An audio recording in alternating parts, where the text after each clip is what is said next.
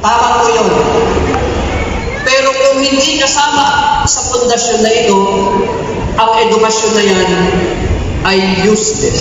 At yun na nga po ang isa sa pinakamalagang mensahe na binigay sa atin ng ating butihing Paris Priest. So, ang edukasyon ay ang pundasyon ng bawat kabataan sa ating panahon.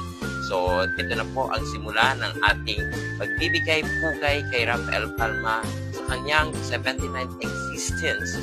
years of existence bilang paaralan dito sa lungsod ng Maynila. So, we are now offering plants, potted plants, and flowering plants to the bust of Rafael Palma. Well, of course, kasama dyan sa mga celebration na yan ay ang kakaroon, syempre, kain-kain with their advisors and the parents, of course. So, ayan, nakapila po sila ng maayos dyan.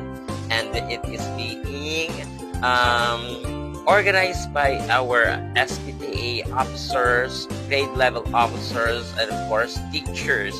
And this is a whole day celebration, and we put up our own stalls para medyo organize ang ating activity. At imagine we have 2,600 almost students.